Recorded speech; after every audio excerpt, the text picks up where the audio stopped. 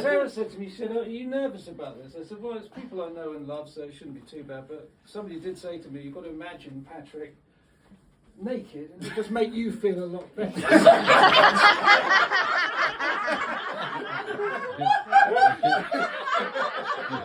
Or Miranda would yeah. Charming, intelligent, eloquent, a man for all seasons, a Renaissance man, so to say. But what's this? I can't read your writing. Is that arthritic? I think it's arthritic. Well, right. I do agree with Forrest here, because I first met Pat. I walked into St Paul's, and you were standing at the top of the stairs, and you're unwelcome. And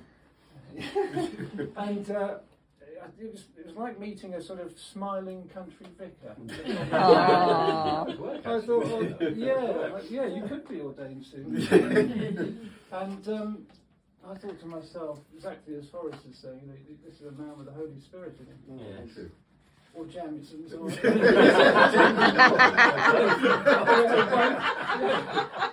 And then, if anybody's actually sort of sat close to Patrick when he's in church singing, it's an arduous thing. I think what you could call it is sort of a prison singer. A little bit behind the bars, and probably lost the key. And you know, there's a chap in church, I think he's gone now, he used to wear red trousers, George? Yes, George Judd. Judd, yeah. He used to go up and down, he used to be just counting the souls, the warm souls on the street. And I was in church, I was just, you know, there he went past, and then I heard another click, click, I thought, God, he's doing it again. But it was Patrick going up for communion. And it was his metal hit.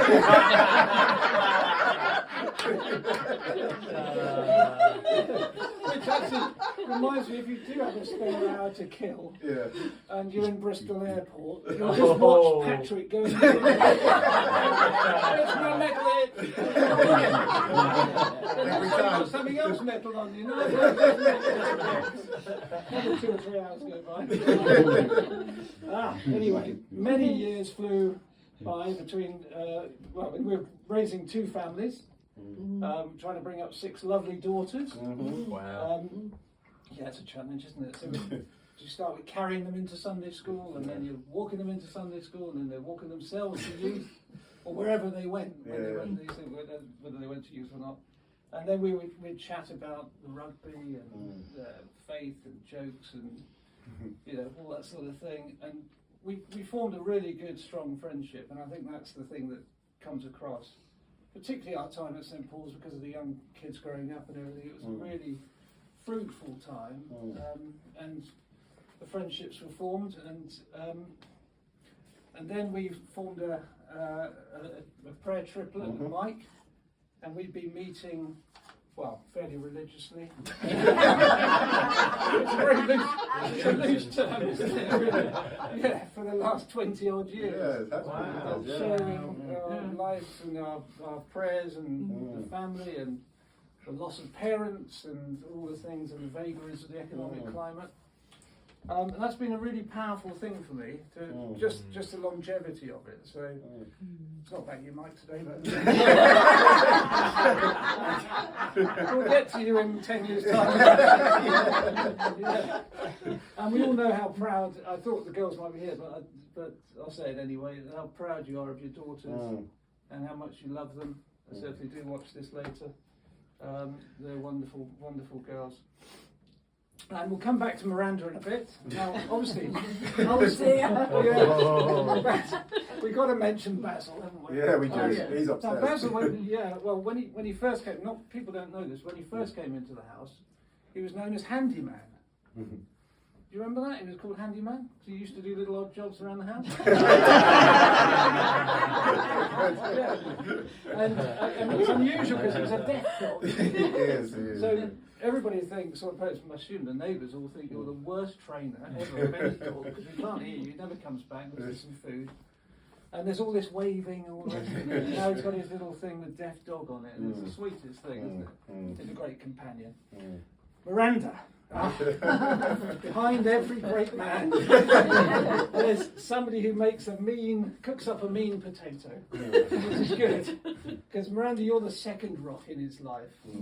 And as we all know, you're a wonderful hostess, you're a caring family woman, you're great fun, always have a laugh. You've got some great traits, lovely mother, and all of these things are at the heart of the family. So you met at HTB. And you were still in. Were you in the army still then? Yeah. No, but you still had a lot of military in you, didn't you? Well, it helped for this story anyway. Yeah, I was in the military. Yeah, you were in the military. Well, we actually met on a skiing holiday. We I did. prayed for him to become a Christian. Yeah. Then he went to HTB. Yeah. Yeah, so I did pray for him to become a Christian. Okay. But we did go to HTB But we did together. go to HTB together, you're Yeah. right. Oh, we did. When we I got remember engaged. that. Yeah. Well, I said you met on a skiing holiday and it was all downhill after that.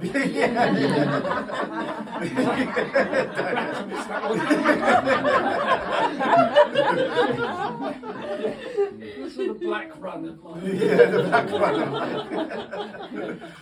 No, so you rode in, Yeah. and Miranda was a bit slow, I think, to succumb to your She obvious based for chivalry. 3 years. Oh wow, was it 3 years? Goodness me, I had 5 years. It's what they call a slow burn. The old potatoes are getting a bit mashed. Yeah. But sooner or later you swept her off your feet, off her feet rather, you swept yourself off your feet, and rode off into the sunset for years of wonderful marriage. So Patrick, I would say, is a better man for having Miranda in his life, and Miranda would say the same thing.